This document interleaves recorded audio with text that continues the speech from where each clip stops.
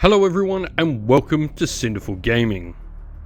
In today's video we're going to take a look at the Sudden Dawn Cadre combat patrol for Warhammer 40,000 from the Tau Empire faction.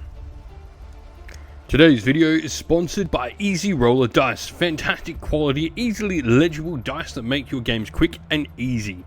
Easy Roller Dice also sell other accessories for your dice like dice trays, cases, bags and cups as well. Use the code Cinderful Gaming to get 20% off your next order and help support this store and the channel. Leading our force is Commander Cloudspear. This model is an Enforcer Commander battle suit. Now this model is equipped with air busting fragmentation projector, a plasma rifle, battle suit fist, 2 shield drones and a weapon support system. This gives him a nice variety of different weaponry. You will have other options within the box though. For the combat patrol, this is how you want to load out the model. Now joining him is a Pathfinder team with 10 models. The Pathfinder Shaosui, the unit leader, has a pulse carbine, pulse pistol, close combat weapon and grav inhibitor drone, while 3 Pathfinder models are equipped with rail rifles and the other 6 are all equipped with pulse carbines. Moving on to our next unit is a Breacher team with every model in the unit equipped with pulse blaster, pulse pistol and close combat weapon. And then we have a Devilfish, which is equipped with an accelerated burst cannon and 2 twin pulse carbines and its armoured hull.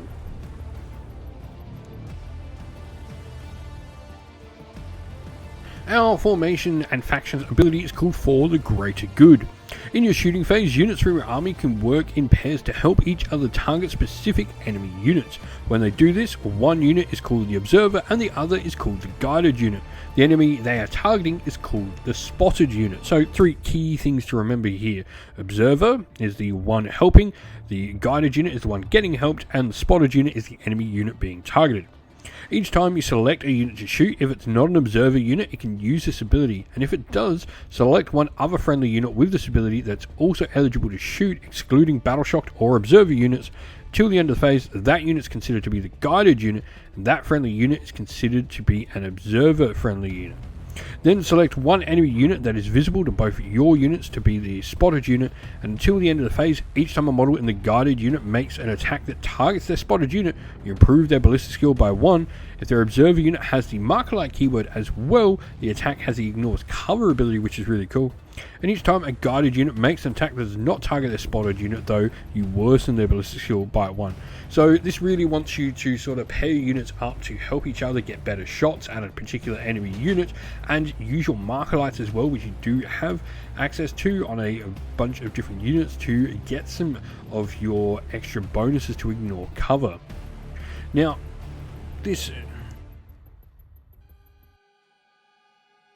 our enhancements can be given to our Commander in Enforcer Battlesuit.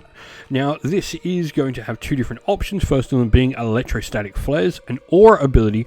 While a friendly Tau Empire unit excluding Devilfish is within 6 inches of the bearer, enemy units cannot use the fire Overwatch stratagem to fire at that unit, and each ranged attack targeting that unit is -1 to hit.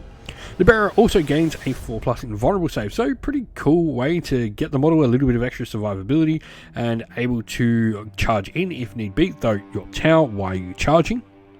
The other option is Prototype Systems, where each time the bearer is selected to shoot, you can reroll 1 hit roll and reroll 1 wound roll when resolving its attacks, and each time you roll to determine the number of attacks made with the bearer's air-busting fragmentation projector, you can reroll the result because it's a random amount of shots for the weapon.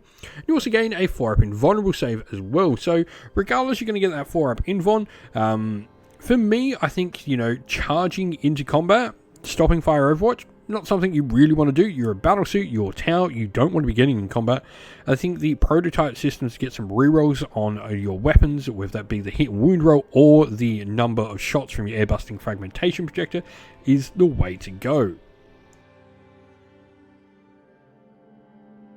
Next up, we have the other main option we have to make with our combat patrol, and that is our secondary objective choice.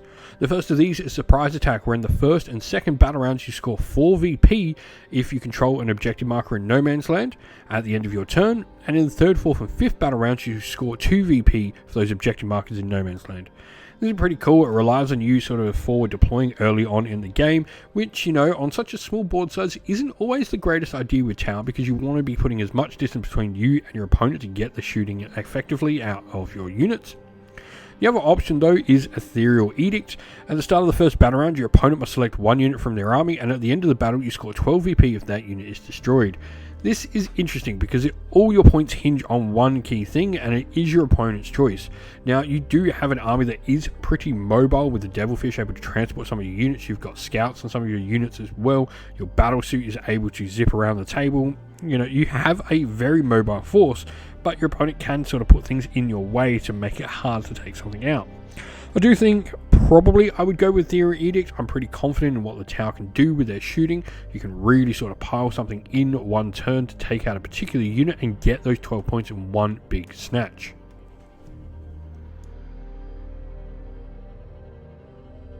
Next we have our stratagems, and the first of these is Fight by the Code. This can be used during your shooting phase on any tower unit from your army, and until the end of the phase, your unit's eligible to shoot in a turn in which it fell back. This is incredibly important. Tower units don't want to stay in combat for long, so being able to shoot after you've fallen back is good.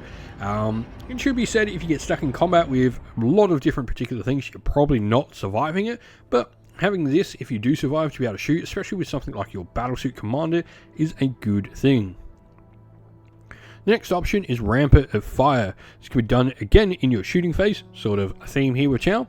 One Tower Empire unit from your army that has not been selected to shoot can use it, and until the end of the phase, each time a model in your unit makes an attack that targets an enemy unit within 10 inch, you improve the AP by 1.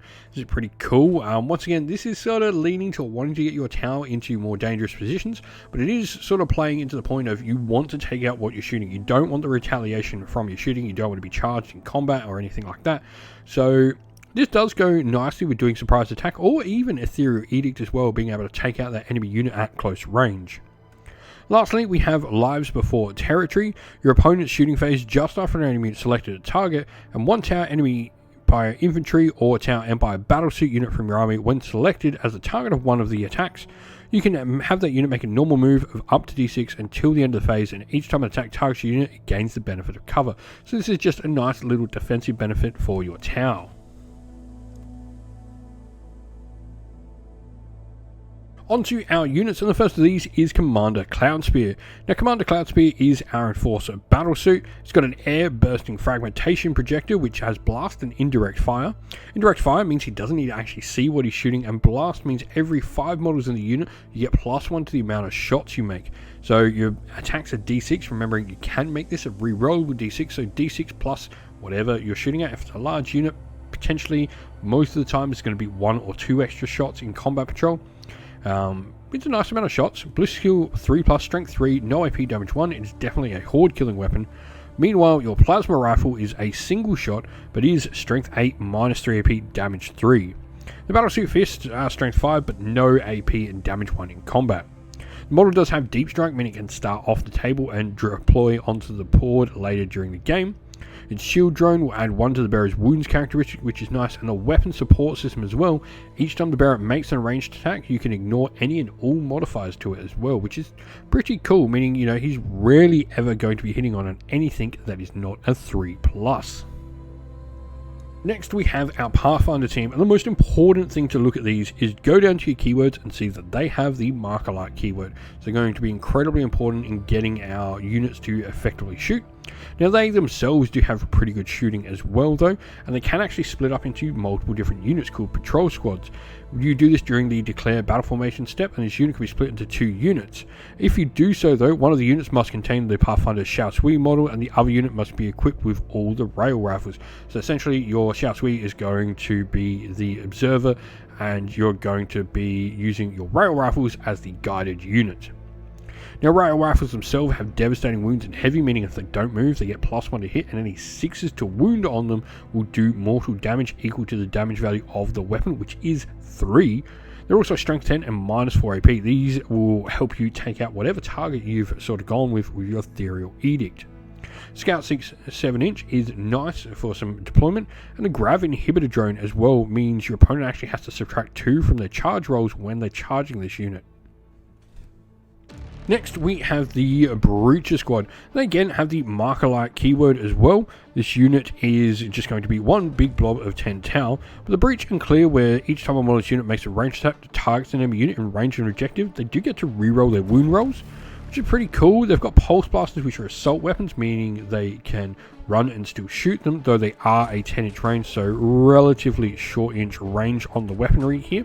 But they're going to provide you with some nice additional shoots, 6 strength, -1 AP, damage 1, nothing to shirk about at all. Lastly, we have our Devilfish, and this model can transport 12 Tower Empire infantry, though it can't transport your battle suit in the Force, which is cool, but it is going to provide you with a little bit of extra movement, that movement 12, some extra protection for your more flimsy Tower infantry. It's also got, a couple of shots coming out of it at a decent strength of 5 or 6, depending whether it's the pulse carbines or the accelerator burst cannon. It also has deadly demise as well, so if your opponent's too close to it, potentially it can blow up when it loses its last wounds. And so we hope this video was helpful in getting you started with Warhammer 40,000 Combat Patrol, and is able to give you some ideas and inspiration to start your own force in the game. If you've got any other questions at all, please comment down below, and while you're there, don't forget to drop a like, subscribe, and join our Discord server to check out all of our future Warhammer 40,000 content.